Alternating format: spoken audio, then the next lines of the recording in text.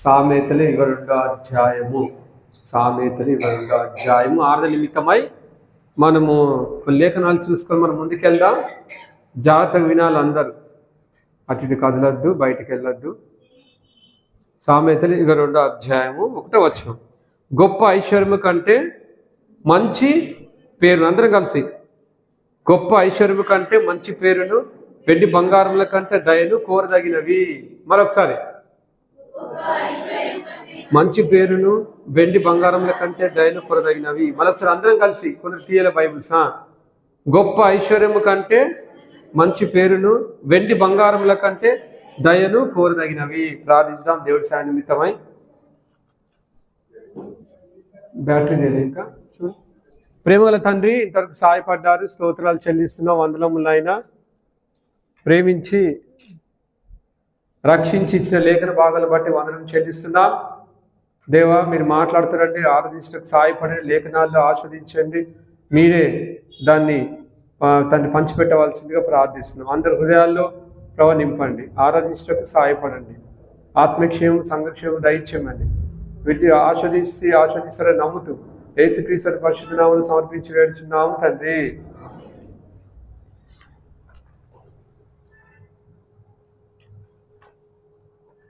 గొప్ప ఐశ్వర్యము కంటే మంచి పేరు, వెండి బంగారము కంటే దయను కోరదగినది కదండి. దేవుడు ఏమని మాట్లాడుతూ ఉన్నాడు? సామెత గ్రంథంలో పరిశుద్ధాత్మ దేవుడి ద్వారా రాయించిన లేఖనాలు, పరిశుద్ధ లేఖనాలు, వెండి బంగారముల కంటే దయను కోరదగినది, గొప్ప ఐశ్వర్యం కంటే మంచి పేరును కోరదగినది. చూసారండి, మనం ఎన్నో విధాలుగా అనుకుంటాం, ఎన్నెన్నో ప్రయత్నాలు చేస్తాం, ఏమేమో చేస్తాం కదండి. అయితే ఆయనకు దయ అనేది చాలా ముఖ్యం. ఆయన దయను కోరదగినది. ఆయన దయని ఏం చేసుకోవాలి? సంపాదించుకోవాలి. ఆయన దయ, దాక్షిణ్యం, జాలి, సింపతి, ఇవన్నీ కూడా అవసరం. ఎవరికి? మానవుడికి కదండి. ఆయన దయ అనేది సంపాదించుకోవాలా. ఆయన దయ లేకపోతే ఏం చేయలేం కదండి. అందుకే యేసు ప్రభువుల వారు కూడా మనుషుల దయందును దేవుని దయందును కదా, జ్ఞానమందును ఏం చేస్తూ వచ్చాడు? వర్ధిల్చి వచ్చాడంట. చూసారండి. అయితే మన న్యాయాధిపతిలో చూద్దాం.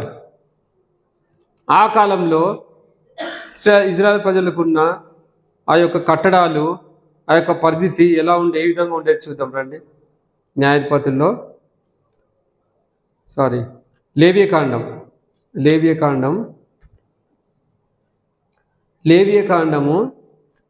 25వ అధ్యాయంలో ఎవరు దయని సంపాదించుకున్నారు, ఏ రీతిగా వచ్చింది దయ కదండి, అది మనము చూద్దాం.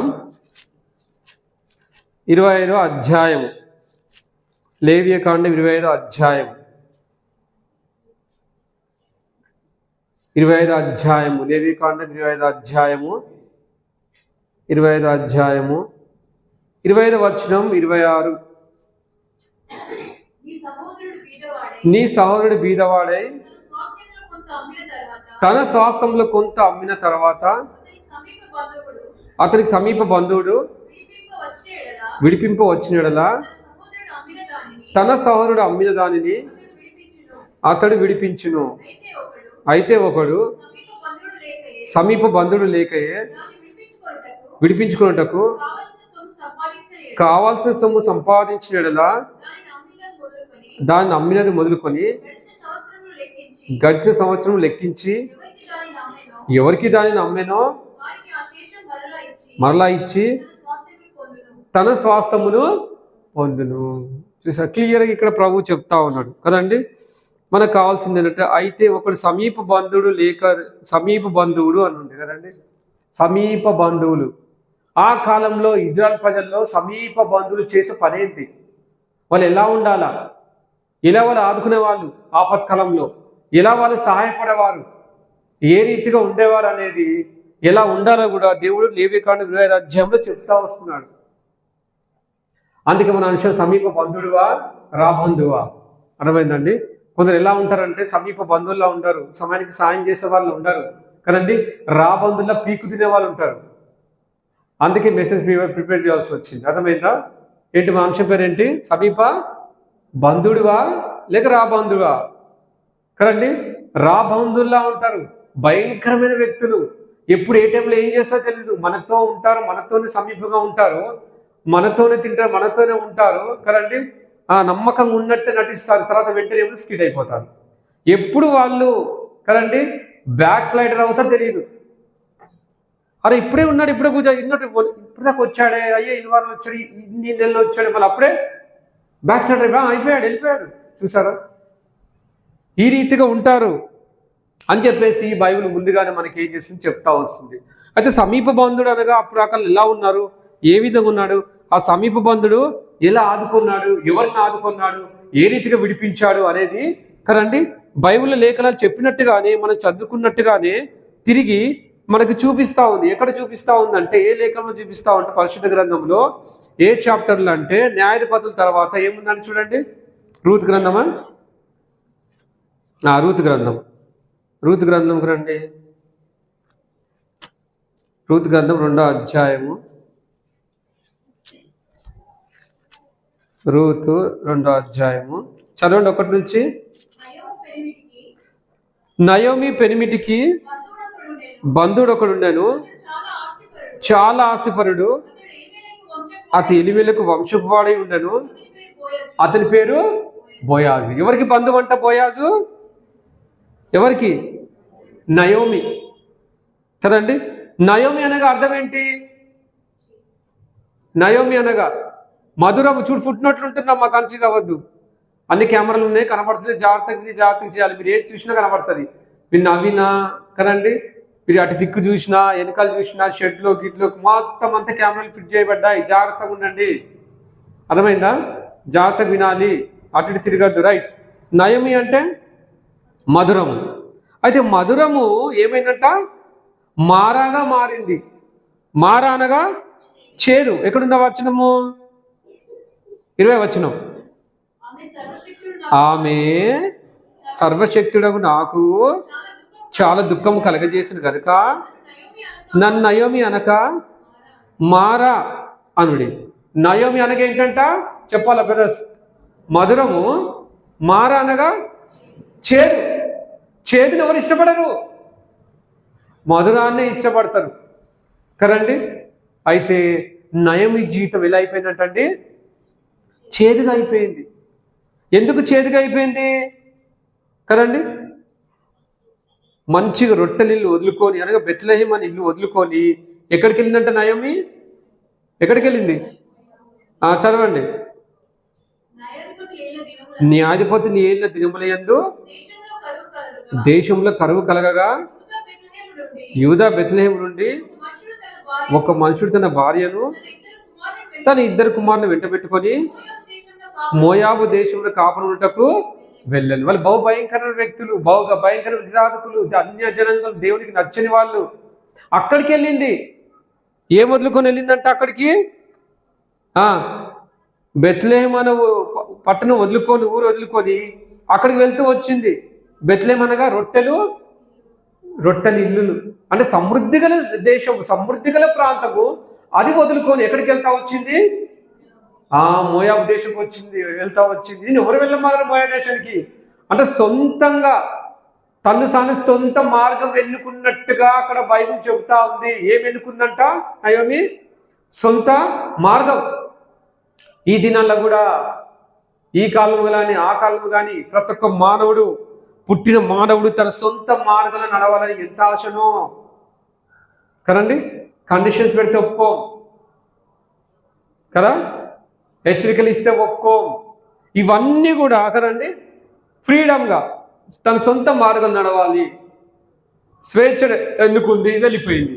కాబట్టి దేవుని మార్గం వదిలిపెట్టి దేవుని చిత్తం కనుకోకుండా తన సొంత చిత్తం చేసినందుకు చాలా కష్టాల పాలైంది. ఎవరు? నయోమి. అందుకంటుంది, సర్వశక్తి గల దేవుడు నాకు బహుగా దుఃఖం కలగజేసినయ్యా కదా. నేను నయోమి అనద్దు, ఏమనాలంట?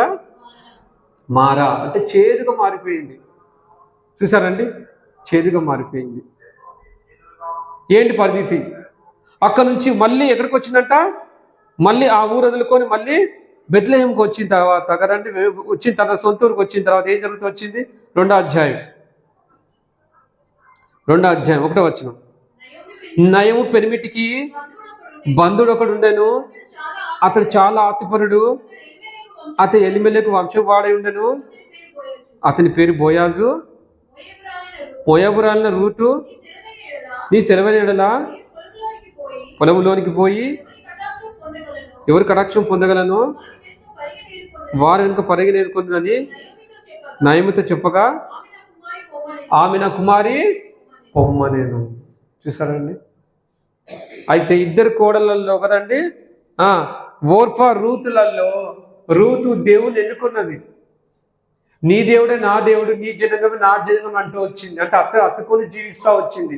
ఓర్ప వెళ్ళిపోయింది, నా వల్ల కాదని చెప్పేసి ఏం చేసిందండి, లోకాన్ని స్నేహించి వెళ్ళిపోయిందని కూడా చెప్పచ్చు కదండి, వెళ్ళిపోయింది. కానీ రూతు మాత్రం నీ దేవుడే నా దేవుడు, నీ కష్టాలని పాలు పంచుకుంటా, నువ్వు మాత్రం వదిలి వెళ్ళిపోవద్దు అన్నది. ఎక్కడుందా మాట? 14 వచనం. 14 వచనం. వారు ఎలుగెత్తి ఏడవగా ఓర్ప తన అత్తను ముద్దు పెట్టుకొనెను, రూతు ఆమెను అత్తుకొనెను. ఇట్లుండగా ఆమె ఇదిగో నీ తోడికోడలు తన జనుల యొద్దకును తన దేవుని యొద్దకును తిరిగిపోయినదే, నీవును నీ తోడికోడలు వెంబడి వెళ్ళుమనెను. 16. అందుకు రూతు నా వెంబడి రావద్దనియు నన్ను విడిచిపెట్టుమనియు బ్రతిమాలు కొనవద్దు, నీవు వెళ్ళి చోటికే చాలు, నీవు వెళ్ళి చోటికి నేను వచ్చి నువ్వు ఎక్కడ నివసిస్తే నేను అక్కడ నివసిస్తా అన్నారు. చూసేవారన్నది రూత్ అన్నది కదండి. ఒక కోడలు ముద్దు పెట్టుకుని వెళ్ళిపోయింది, రూతు మాత్రం అతుకొని జీవించింది. అయితే కదమండి, చాలామంది వేసుకొని ముద్దు పెట్టినట్టే పెడతాం, అట్లా పక్కన పెట్టేస్తాం కదండి. సేకుని ప్రేమించినట్టు ప్రేమిస్తాం, అట్లా పక్కన పెట్టేస్తాం. ఎప్పుడు ఏ టైంలో ఎలా మారుతారో తెలీదు. అయితే ఓర్ప మారిపోయింది కదా, ఓర్ప అత్త ఉన్నట్టు ఉండి పక్క పెట్టేసింది. చూసారండి? అయితే ఇస్కరియోతు యూదా కూడా ప్రభుత్వం ఉన్నట్టు ఉన్నాడు. అబ్బా ప్రభువా, నువ్వు లేకుండా నేను ఉండలేను నాయనా, నువ్వు అంటే నాకు ఎంత ప్రేమ, నీ ఇష్టమో, నీకు గౌరవిస్తా మర్యాదిస్తా అన్నాడు. చివరికి ముద్దు పెట్టి ఏం చేశాడండి, ఎవరికి అప్పచెప్పాడు? ప్రధాన యాజకులకు, శాస్త్రులకు, పరీక్షలకు ఏం చేశారట, అప్పచెప్పిండా? చూసారండి? ముద్దు పెట్టి లోకాన్ని అత్తుకుంది ఓర్ప.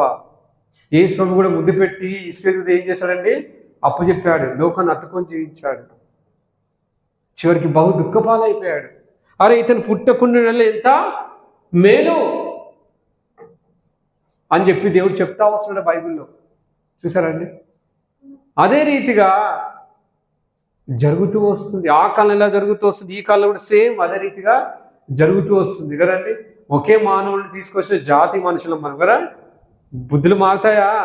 మారవు, అసలు మారవు కదండి. తన సొంత మార్గంలో వెళ్ళి నయోమి కదండి, తర్వాత బుద్ధి మార్చుకున్న తర్వాత ఏం జరిగింది చూడండి. అప్పుడు రూతుకి ఏం చేస్తూ వచ్చాడంట, 4వ వచనం.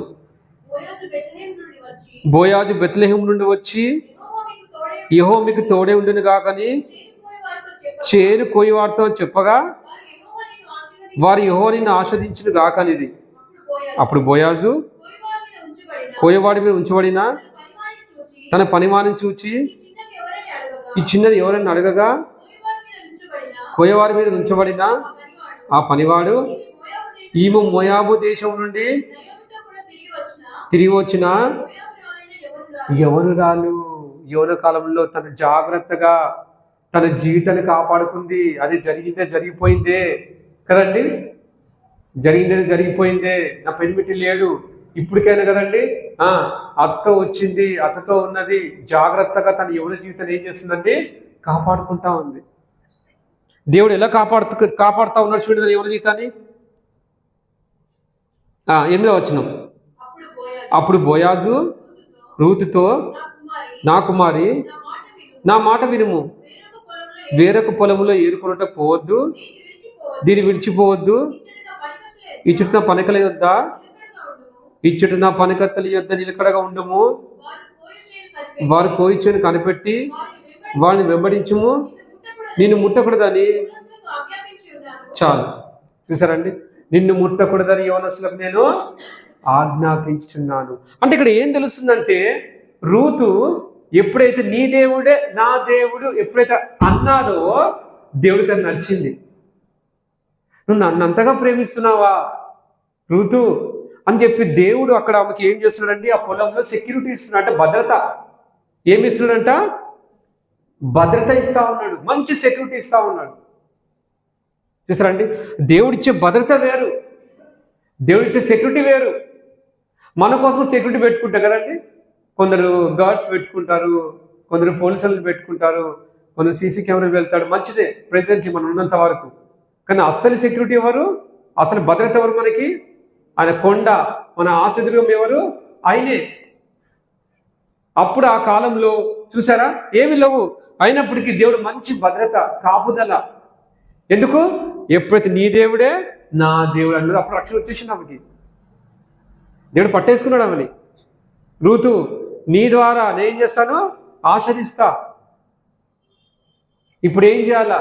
రూతుకు దేవుడు ఎలా ఆశ్రదించాడు, ఎలా తీసుకొచ్చాడు కదండి, ఇవన్నీ చూసుకున్న సమీప బంధుడు అని చెప్పారు కదా ఆ కాలంలో. ఆ బంధువుడే ఏం చేయాలా? విడిపించాలా. అయితే అత్త ఎట్లా చెప్తుందో కోడలికి అదే విధంగా చేస్తూ వస్తుంది. అమ్మ నువ్వు వెళ్ళి బోయజ్ దగ్గరికి, నువ్వు అక్కడే పని చేయి, తర్వాత నువ్వు ఏం చేయాలో కూడా నేను చెప్తా వస్తాను, చేస్తా ఉండని చెప్తే తూచా మాట తప్పకుండా కోడలు ఏం చేస్తూ ఉంది? అత్త మాట చేస్తూ ఉంది ప్రతిదీ కూడా. చూడు ఏం చెప్తా ఉంది 3వ అధ్యాయంలో. ఆమె అత్తైన నయోమి నా కుమారి. పక్కడాపు. ఆమె అత్తైన నయోమి నా కుమారి అంటే కూతుర్లా చూసుకుంటుందని అర్థం. గుర్తుపెట్టుకు, నా కుమారి, నా కుమార్తె కదండి. అంటే ఆమె ఒక కోడల్లా చూసిందా, కూతుర్లా చూస్తుందా? చూసావా ఎంత బాగా చూసా. నెక్స్ట్, నీకు మేలు కలుగునట్లు నేను నీ కొరకు విశ్రాంతి విచారింపవలసిన దానని కాదా? ఎవని పనికత్తెల యొద్ద నీ ఉంటివో ఆ బోయాజు మనకు బంధువుడు. ఇదిగో కళ్ళమున ఎవరు తురుపాలు పట్టింపబోచున్నాడు. నువ్వు స్నానం చేసి తైలము రాచుకొని నీ బట్టలు కట్టుకొని వెళ్ళు. చాలు, నేను చెప్పించేయి. అక్కడ వెళ్ళు, అతని కాళ్ళ దగ్గరే ఉండు, అతని కాళ్ళ దగ్గరే పడుకో కదండి. అతడే సమీప బంధుడు, అతడే నిన్ను విడిపిస్తాడని చెప్పి ముందుగానే నయం ఏం చేస్తుందండి, చెప్తా వస్తుంది. దాని ప్రకారమే చేస్తా వస్తాడు. అప్పుడు చూడండి 9వ వచనం.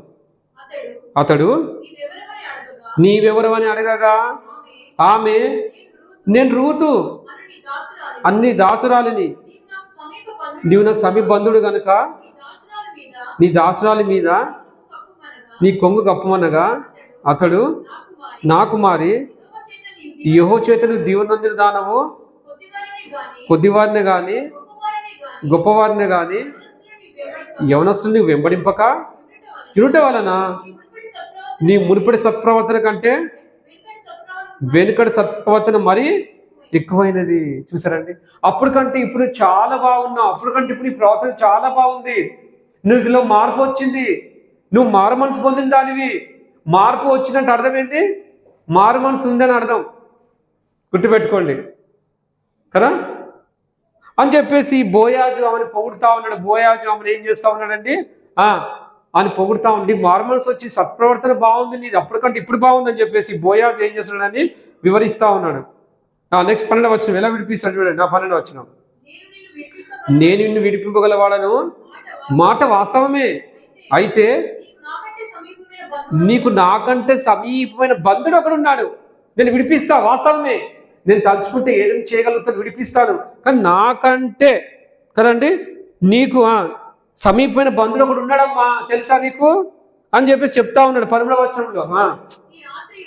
ఈ రాత్రి ఉండము, ఉదయం అతడు నీకు బంధువుని ధర్మం జరిపినాడలా సరి, అతడు విడిపింపవచ్చును. నీ బంధువుని ధర్మం జరుపుటకు ఇష్టం లేకపోయినాడలా యెహోవా జీవముతోడు. చూసారా, అతడు జరిపిస్తాడమ్మా. వేరొక సమీప బంధు ఉన్నాడు. ఒకవేళ ఆ సమీప బంధు జరిపింపకపోతే నేనున్నా నీకు, నువ్వు భయపడకు. నేను సమీప బంధు ధర్మం ఏం చేస్తా, జరిపిస్తా. దేవుడు చెప్పిన ప్రకారము, ధర్మశాస్త్ర ప్రకారము, ఇజ్రాయెల్ గ్రంథంలో, ఇజ్రాయెల్ ప్రజల్లో ఇలాంటిది దేవుడు నియమం పెట్టాడు. సమీప బంధువుడు ఒకడు ఏం చేయాలా, రక్షించాలా, సాయం చేయాలా కదండి, ఆదుకోవాలా అని చెప్పేసి దేవుడు చెప్తా వస్తారు. అదే ప్రకారము 4వ అధ్యాయంలో చేస్తూ వచ్చాడు. చూద్దాం. బోయాజు పురద్వారం వద్దకు పోయి అక్కడ కూర్చుండగా బోయాజు చెప్పిన బంధువుడు ఆ త్రోవ పోచుండను కనుక బోయాజు పోయి ఈ తట్టు తిరిగి ఇక్కడ కూర్చుండమని అతని పిలవగా అతను వచ్చి కూర్చుండను. బోయాజు ఆ ఊరి పెద్దలలో 10 మందిని పిలుచుకొని ఇక్కడ కూర్చుండని చెప్పగా వారు కూర్చుండ్రి. అతడు మోయాబు దేశంలో తిరిగి వచ్చిన నయోమి మన సహోదరుడైన ఎలిమేలకు కలిగిన భూభాగం అమ్మివేయుచున్నది కనుక చెవులారు విన్నట్లు. చూసారు, ఇవంతా మొత్తం అంతా హిస్టరీ వివరిస్తారు. ఈ పొలాన్ని నువ్వు కొనుక్కో నాకు సాయం చేయి, అవును ఆదుకో, నయోమి భూభాగం అమ్మాలనుకుంటుంది, మనకి సమ్మతమేనా అంటే ఆ సమీప బంధువుడు ఏం చేస్తాడంటే ఒప్పుకోడు. నాకు కుదరదు, నేను కొనలేను, ఆ భూమిని నేను కొనలేను, ఆమెకు సాయం చేయలేను, అవసరమైతే నువ్వే చెయ్యి, నువ్వే పో, నా వల్ల కాదు అని చెప్పేసి ఆ వ్యక్తి ఒప్పుకున్నప్పుడు వెంటనే ఏం చేస్తాడంటే బోయాజు తాను డీల్ చేస్తాడు. ఆ సమస్య డీల్ చేస్తాడు. బోయాజు డీల్ చేసి, సరే నువ్వు కొనలేమంటున్నావు కదా, నువ్వు ఇయ్యలేమంటున్నావు కదా, నువ్వు సాయం చేయలేమంటున్నావు కదా, నేను చేస్తాను అని చెప్పి ఏం చేస్తాడంటే 6వ వచనం అండి. ఆ 6వ వచనంలో బంధువు అంటే నా వల్ల కాదు విడిపింపలేనంట. చూడండి 6వ వచనంలో, ఆ బంధువుడు నేను దాన్ని విడిపించుకోలేను, నేను శ్వాసను పోగొట్టుకుందేమో, నేను దాన్ని విడిపింపలేను కనుక నీవే నాకు ప్రతిగా బంధువు ధర్మం జరిపింపమని చెప్పాను. చూసారండి, నా వల్ల కాదు నాయనా, నేను బంధువు ధర్మం జరపలేను, నువ్వే జరిపించి, నువ్వే ఆదుకుని, నువ్వే సాయం చేయి అని చెప్పి భయపడుతూ వస్తున్నాడు. అది జరగలేదు, చేయలేకపోయాడు. అని ధైర్యం చాలే. అయితే ఎవరు ముందుకు వెళ్ళారు? ఎవరమ్మా? బోయాజు ధైర్యంగా ముందుకు, నేను కొంటా పొలాన్ని, నేను కొంటా భూమిని, నేను కొంటా నయముని, నేను ఆదుకుంటా అన్నాడు. చూసారా, బోయాజుకున్న ధైర్యము, బోయాజుకున్న విశ్వాసము, బోయాజుకున్న దయ, జాలి, కనకరము ఈ బంధువులో లేకపోయింది, ఈ బంధువుల్లో ఉంది. చూసారండి, అందుకే రూతు ఏం చేసింది, దయని సంపాదించుకుంది. నీ దేవుడే నా దేవుడు అని ఎప్పుడైతే అన్నారో అక్కడ దయ వచ్చేసింది, దేవునికి దయ వచ్చేసింది ఆ మీద. అందుకనే రూతును ఏ పొలంలోకి వెళ్ళక, నువ్వు ఇక్కడే ఉండు, ఇక్కడే ఏరుకో, ఇక్కడే నువ్వు బహు జాగ్రత్తగా ఉంటావు కదండి, ఎవరు కూడా నువ్వు ముట్టనీయకుండా ఏం చేస్తాను, ఆజ్ఞాపిస్తాను, ధైర్యపరుస్తా ఉన్నాడు, మంచి గైడెన్స్ ఇస్తా ఉన్నాడు, అక్కడ మంచి సెక్యూరిటీ ఇస్తున్నాడు, అక్కడ మంచి భద్రత ఇస్తా ఉన్నాడు. చూసారా? అయితే మనమంతా కూడా ఒకప్పుడు చూస్తే ఓర్పవలే లోకాన్ని ముద్దు పెట్టుకొని, లోకాన్ని అత్తుకొని జీవించే వాళ్ళని ఉన్నాం, లేమా? ఇప్పటికీ అలానే ఉంటూనే ఉన్నారు చాలామంది, ఓర్పవాళ్ళు వెళ్ళిపోతూనే ఉన్నారు కదండి. దేవుని వెంబడించక, దేవుణ్ణి స్తుతించక, దేవుని గణపరచక, అరే దేవుడు నాకు ఇంత చేశారనే ఆలోచన లేక, కృతజ్ఞత బుద్ధి కలవారే లేక, ఇష్టానుసారంగా తన సొంత మార్గాలు నడుస్తూ ఉన్నారు. అయితే మనం కూడా సొంత మార్గాలు నడిచాం, ఒకప్పుడు సొంత మార్గాన్ని ఏర్పాటు చేసుకున్నాం, సొంత తెలివి ఉపయోగించాం, సొంత ఆలోచన మనం నడిచేవారుగా ఉన్నాం. అయితే ఎవరు కూడా మన యందు దయదలచలేదు. ఎవరు దలిచారు? యేసుప్రభు ఒక్కడే దయదలిచాడు. ఇక్కడ చూస్తే రూతు పట్ల ఎవరు దయగలిగాడు? ఆ బోయాజు దయగలిగి ఉన్నాడు. దేవుడు ఆ కటాక్షాన్ని, ఆ కనికరాన్ని ఎవరికి ఇచ్చారు? బోయాజుకి ఇచ్చారు. కాబట్టి సరే నువ్వు చేయలేదు, ధర్మం జరిపింపలేవా, నేను జరిపిస్తానని చెప్పేసి 10వ వచనం, మరి చనిపోయిన వాని పేరట అతని స్వాస్థ్యం స్థిరపరచినట్లు చనిపోయిన వాని పేరు సహోదరుల నుండి, స్థలం యొక్క దారం నుండి కొట్టివేయబడక ఉండినట్లును, నేను మహలోని భార్య అయిన రూతును మోయాబురాల్ని సంపాదించుకొని పెళ్లి చేసుకొనిచున్నాను. దీనికి ఈ దినమున మీరు ఈ దినమున సాక్షులైన పెద్దలతో ప్రజలతో అందరితోనూ చెప్పాను. అప్పుడు చెప్పి ఏం చేశాడంట? 11వ వచనం. అందుకు పురద్వారమున నుండిన ప్రజలందరూ పెద్దలను మేము సాక్షులము. యెహోవా నీ ఇంటికి వచ్చిన ఈ ఆ స్త్రీని ఇజ్రాయేల్ వంశమును వర్ధలు చేసిన రాహేలను పోలిన దానిగాను చేయుగాక అని చెప్పేసి ఏం చేశారంట? చేర్చుకున్నారంట.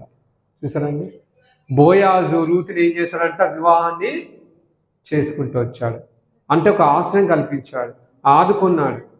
చూసారండి, ఆమె వైపు తిప్పుకున్నాడు, ఆమె మీద జాలి చూపించాడు, కరుణ చూపించాడు. ఇంకేం చేశాడంట? దయ. అందుకే ఏం చేయాలంట? దేవుని దయని ఏం చేసుకోవాలంట? సంపాదించుకోవాలంట. అందుకే సామెత 22వ అధ్యాయం అన్నాడు ఏమని? ఐశ్వర్యమును బంగారంను వెండి బంగారం కదా సంపాదించుకుంటారు. ఏం సంపాదించుకోవాలంట? ఏం కోరదగినది? దయ. పురుగు ఏం చేసింది? దయని సంపాదించుకుంది, సాధించింది కదండి, సాధించింది. ఈ రీతిగా దేవుడు రూతుని ఆస్వాదిస్తూ వచ్చాడు. అంటే పెళ్లి భార్య ఏం చేశాడండి? స్వీకరిస్తూ వచ్చాడు బోయాజు. అయితే మనం కూడా ఒకప్పుడు చూసుకుంటే, దీంతో పోల్చుకుంటే మనం కూడా లోకంలో సొంత మార్గం నడుస్తూ ఇష్టానుసారంగా దేవునికి దుఃఖపెట్టాము. ఎలా దుఃఖపెట్టాము? ఒక నయమిలా, ఒక మారాలా దుఃఖపెడుతూ వచ్చాం. అంటే మార అనగా చేదు. మనం ఈ లోకానికి ప్రజలకి చేదుగా ఉండేవాళ్ళం, దేవుని కూడా చేదైపోయాం. చేదును అంగీకరిస్తారా? ఎవరు అంగీకరించారు చేదుని? అందరూ మధురాన్ని ఎక్కువ అంగీకరిస్తారు. షుగర్ పేషెంట్ కూడా అంతే, ఎప్పుడు చేదు తినాలా అంటారు కదండి. అప్పుడు కొద్దిగా స్వీట్ తిని ట్యాబ్లెట్లు ఎక్కువ వేసుకుంటాను అంటారు కానీ కదండి, మధురాన్ని అంగీకరిస్తారు. అయితే మన జీవితం కూడా చూస్తే ఒకప్పుడు లోకంలో ఎలా ఉండేదంట? చేదు. అందరూ అసహించుకుంటున్నారు. సొంత మార్గం నడిచాం, ఆశీర్వాదాలు కోల్పోయాం, ఆత్మీయ ఆశీర్వాదం లేని వారిగా ఉన్నాం కదండి. అయితే సమీప బంధువుడిగా, ఒక స్నేహితుడిగా, ఒక దేవుడిగా కదండి, ఒక ప్రధాన యాజకుడిగా, ఇంకా నీకు తోడుగా నీడగా కదండి, ఆపద్ బంధువుగా దేవుడి లోకానికి వచ్చి నీ కొరకు నా కొరకు కష్టపడి ఏం చేశాడండి? నిన్ను నన్ను పెళ్లి భార్యగా ఏం చేశాడండి? స్వీకరించాడు. నిన్ను నన్ను సంఘాన్ని ఏం చేశాడండి? పెళ్లి భార్యగా స్వీకరిస్తున్నాడు, పెళ్లి భార్యగా చేసుకున్నాడు. చూసావా? అవును తండ్రి, ఒకప్పుడు లోకంలో సొంత మార్గంలో నడిచేవాడిని, ఎవరు కూడా నా పని దయ చూపించలేదు, అందరు స్వార్థపరులే.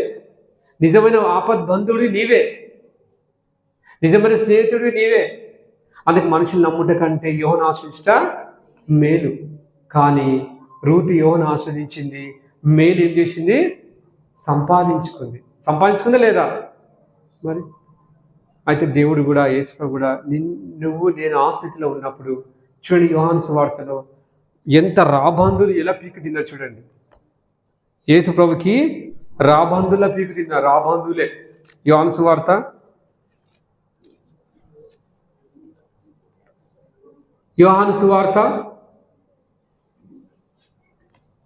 19వ అధ్యాయం.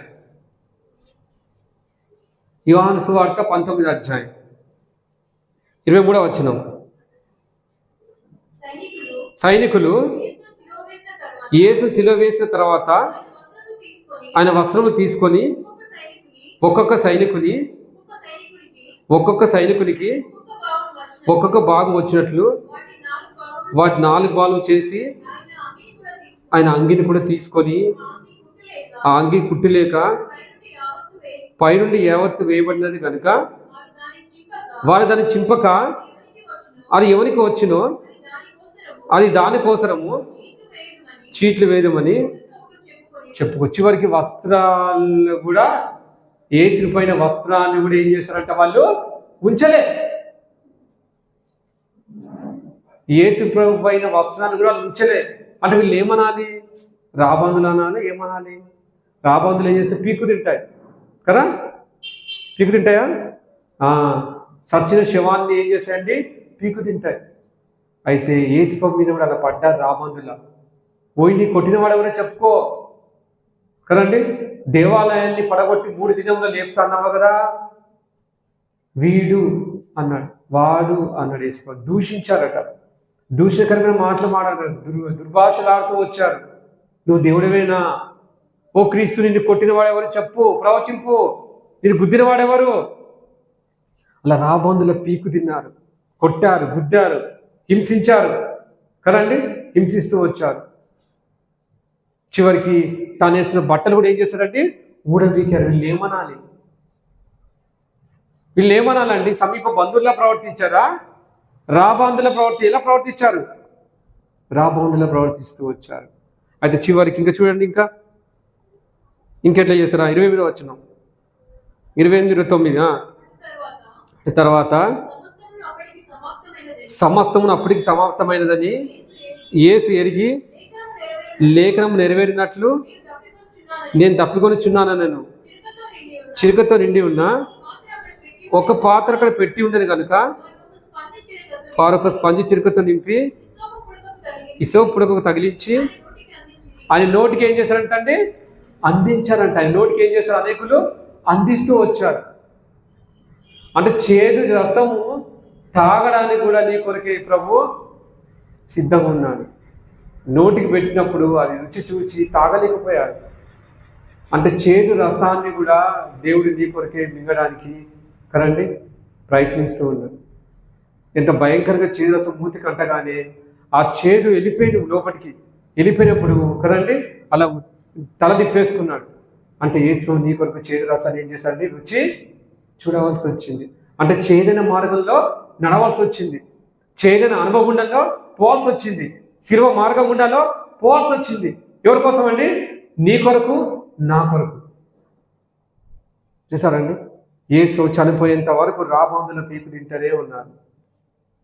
కాబట్టి ఈ దినాల్లో కూడా, ఆ దినాల్లో కూడా, ఈ దినాల్లో కూడా అప్పుడు ఎట్లా జరుగుతుందో ఇప్పుడు కూడా అలానే జరుగుతూ ఉంది. అయినప్పటికీ యేసు ప్రభుల వారు ఇవన్నీ కూడా ఓర్చుకొని ఏం చేస్తాడు? నీ కొరకు, నా కొరకు ప్రాణం పెట్టి చనిపోయి 3 రోజుకి తిరిగి లేచి వెళ్ళిపోయాడు. ఆరోహణం అయిపోయి వస్తా వచ్చాడు, సమాధిని జయించాడు కదా.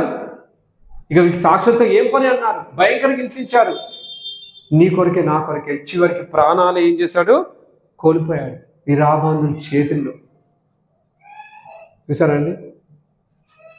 అయితే మనం కూడా ఒకప్పుడు ఈ రీతిగా సొంత మార్గం నడిచేటప్పుడు యేసు నిన్ను నన్ను ప్రేమించి కదండి ఈ లోకముల రాబందుల చేతుల నుండి, అనగా సాతాను చేతుల నుండి ఏం చేసి మళ్ళీ రక్షించాడు. ఒకవేళ రక్షించకపోతే నీ పరిస్థితి, నా పరిస్థితి ఏంటో తెలుసా అండి? ఒకవేళ దేవుడు రక్షించకపోతే ఏంటి పరిస్థితి తెలుసా? రండి చూద్దాం.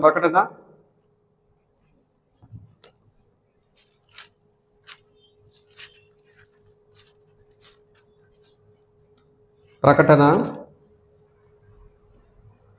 21 అధ్యాయము 8వ వచనం. పిరికివారును, అవిశ్వాసులను, అసహ్యులను, నరహంతకులను, వ్యభిచారులను, మాంత్రికులను, విగ్రహాధికులను, అబద్ధకులందరూ అగ్ని గంధకములతో మందుగుండంలో పాలు పొందుదురు. ఇది 2వ మరణం. నిన్ను నన్ను దేవుడు రక్షించకపోతే ఏ పాలయ్యేవాడు? నువ్వు నేను 2వ మరణానికి పాలు పొందేవాళ్ళం. ఆ 2వ మరణంలోకి వెళ్ళిపోయేవాళ్ళం.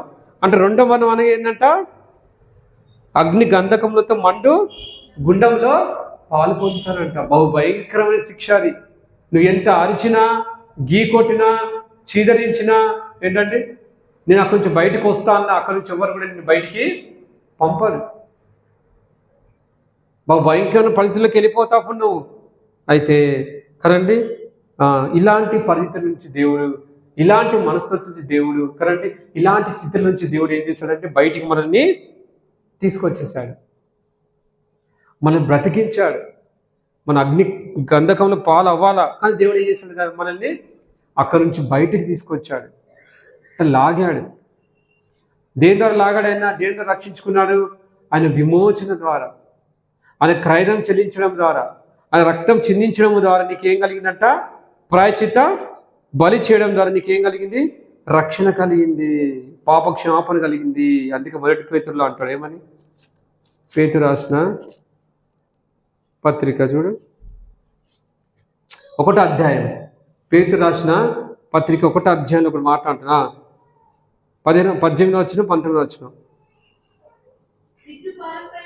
పితృపారంపరమైన మీ వ్యర్థ ప్రవర్తనను విడిచిపెట్టినట్లుగా వెండి బంగారంల వంటి క్షయవస్తుల చేత మీరు విమోచింపబడలేదు కానీ అమూల్యమైన రక్తము చేత, అనగా నిర్దోషమును నిష్కలంకమునగు గొర్రెపిల్ల వంటి క్రీస్తు రక్తం చేత విమోచింపబడతారని మీరు ఎరుగురు కదా.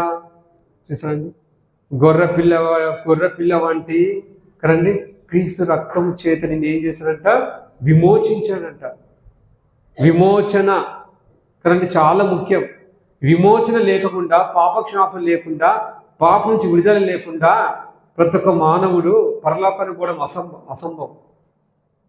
అందుకే దేవాది దేవుడి భూలోకానికి తన్ను తాను రిక్తుడిగా, ఏమీ లేని వాడిగా ఈ లోకానికి వచ్చి పరిశుద్ధమైన రక్తం ఏం చేసిన దేవుడు చిందించాడు. రక్తం చిందించకుండా పాపక్షమాపణ కలగదు. మేకలకే కాదు, కోళ్ళకే కాదు, దేనికో కాదు. చివరికి తన్ను తానే ఏమాడంట, బలియాగం అనేది అర్పించాడు, బలియాగం అనేది చేశాడు, క్రయధనం అనేది చేశాడు. కాబట్టి కదండి మీ వ్యర్థ ప్రవర్తన విడిచిపెట్టినట్టుగా, అంటే వ్యర్థమైన ఆలోచన, వ్యర్థమైన ప్రవర్తన, వ్యర్థమైన పనులు, వ్యర్థమైన ఆచారాలు, వ్యర్థమైన కట్టడాలు, వీటినన్నింటి నుంచి దేవుడు ఏం చేశాడంట, దూరపరిచిండంట. అందుకే ఒక మాట ఎఫ్ఎస్సి రాష్ట్రపత్రిక, ఎఫ్ఎస్సిలో రాష్ట్రపత్రిక, ఎఫ్ఎస్సి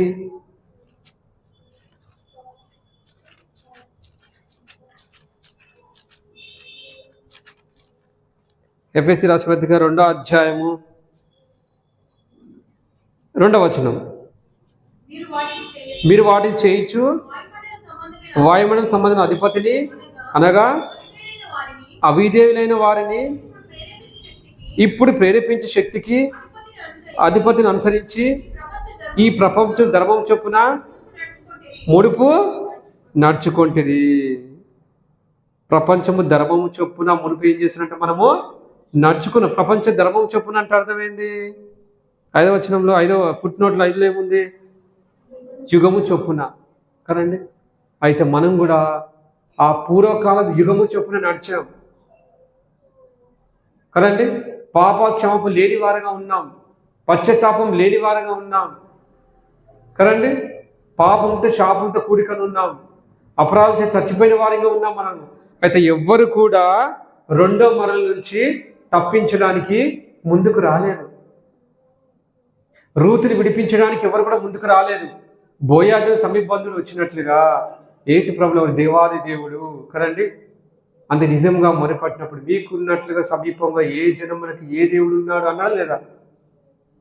సమీపంగా ఉన్న దేవుడు మనకి మొరపెట్టినప్పుడు పిలిచినప్పుడు పలికే దేవుడిగా ఎవరున్నారండి మనకి?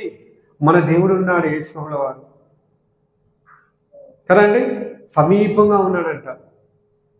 నువ్వు తప్ప సమీపం ఎవరున్నారు? యోనా కూడా చాప కడుపులో ఉన్నప్పుడు సమీపం ఎవరున్నారు? బంధువులు ఉన్నారా? చుట్టాలు ఉన్నారా? స్నేహితులు ఎవరున్నారండి? ఎవరు లేరు.